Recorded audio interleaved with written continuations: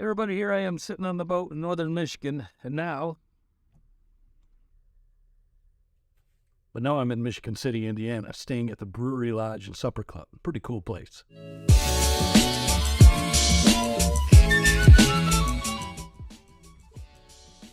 So you wondering how I got here this fast? Well, my truck is actually a magical time machine. You don't believe me? Just ask the person I bought her from. Abraham Lincoln. Yeah, I really had a nice time staying in Michigan City. The Brewery Lodge was a nice place. It was well kept. It was clean. Everybody was really friendly. The restaurant that they have on site was excellent.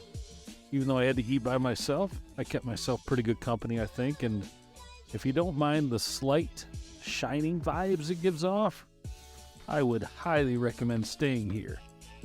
Now, this time of the year, I was one of the few guests that they had, other than the couple right next door to me, and I think they must have had a dog with them too, because at about 2 in the morning, I could hear the dog banging on the wall right next to my head, and I think the dog was sick also because it made a horrible moaning noise, but it all stopped after about 30 seconds. The staff was super cool also, even when you hit them with hard questions. Any cool places to see?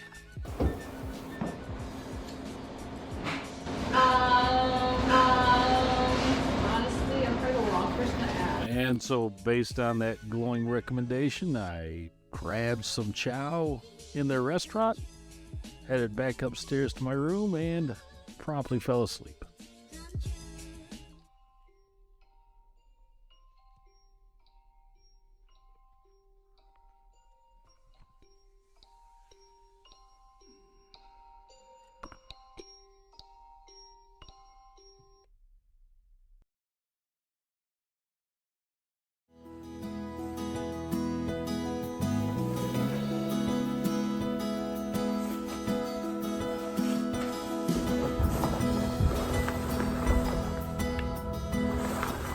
So a little pro tip for you, if you're going out and it's cold, but not super cold, and you don't want to go super heavy, the way I like to do it is, I'll start off with like a long sleeve performance shirt, like one of the moisture wicking ones, and then a t-shirt over that, sweatshirt over that, normal pair of pants, and then a good set of rain gear, like these Grundens right here.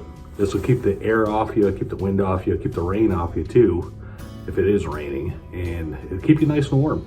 And you don't feel like you're bogged down by all that heavy clothing. So, works for me.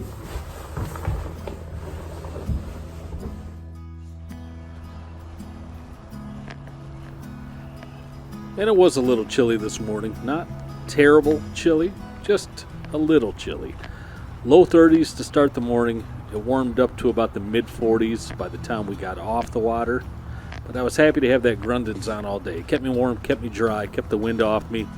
And I was pretty happy all darn day long. But now it's time to hop in the magical truck. Thank you again, Mr. Lincoln. Time to head down to the water, meet the guys, get on the boat, head out there, and see what the day brings. I'm excited. Let's go see what happens. So this was April 24th, 2023. Here we are fishing out of Michigan City, Indiana on board Finfire Charters. I gotta say, I was truly impressed with the way that Captain Brad had this set up. He runs a 31-foot Tierra open, just like my boat. I mean, the layout is almost exactly like my boat. Same downrigger setup. He's got 3 downriggers on the back. Diver setup was a little different. We were running, we were running a mix of everything today. He was running Big John downriggers, so I'm pretty familiar with those. And I gotta tell you, after being a captain of my own boat for so long, it was pretty difficult for me to just sit down and not do anything. But after a while, I found I had to tell myself just to do that. Just sit down, shut up, and enjoy the ride. So for today's fishing, we went straight out of Michigan City, Indiana's port. It was a beautiful port. I really enjoyed the marina that we launched out of.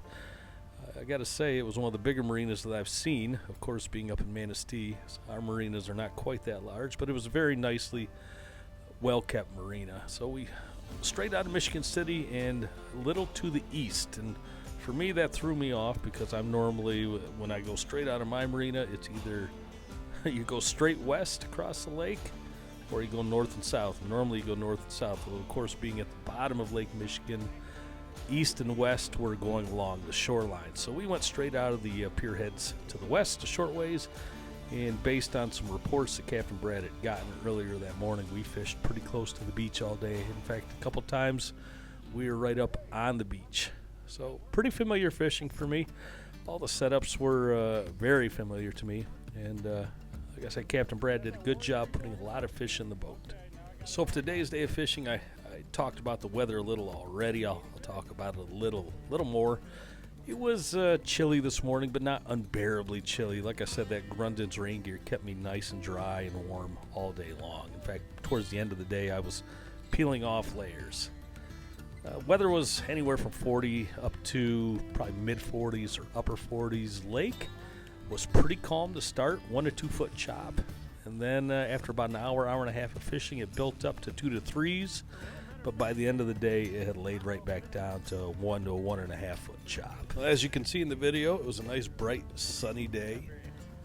Winds were calm, but did have a few moments of gusting. Of course, that's what kicked up the waves early in the morning. But for the most part, it was a nice, smooth ride all day long. The Tierra boats are just made for this kind of thing.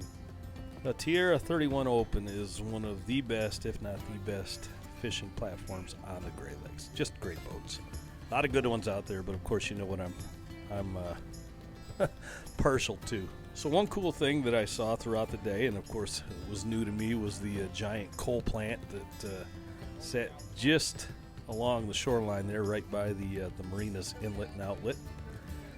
That coal plant looked exactly like a nuclear power plant, so I half expected to see Homer Simpson come running out at any moment with a donut in his hand, but it never happened. But pretty cool to watch that all day long. And I tell you what, those plants are great wind indicators, because you can see whatever smoke it is coming out of their stacks. You'll always know which way the wind is going. For lures, it wasn't surprising to see the things that I saw. So obviously, we kingfish, we use a lot of the same stuff, and I was familiar with most of the things that Captain Brad ran today, but it's always fun to run new things. And for us today, it was spoons. Spoons ruled the day by far. Flasher and fly took, like I said previously, I think only 2 or 3 fish, and it was a spoon bite all day long. Some of the ones that I saw that were really getting nailed were a couple of ones that I was not surprised with. The Orange Slushy Super Slim by Dreamweaver. I always thought it was called Orange Slurpee, but they were calling it Orange Slushy on that boat, so it just might be a regional thing. But maybe there is a different spoon. But that spoon went several times. The Buffalo Bill, we didn't run that initially, but I wasn't surprised to see that as soon as that went out there, that got nailed on one of the long lines. Both kings came on Dreamweaver Super Slim Blue Dolphin spoons, which was another non-surprise. That spoon, if you've watched my channel for any length of time, you've heard me talk about that Blue Dolphin many times for springtime. So I wasn't surprised to see that both big fish, both kings, came on that Blue Dolphin Dreamweaver Super Slim. Great spoon for the spring.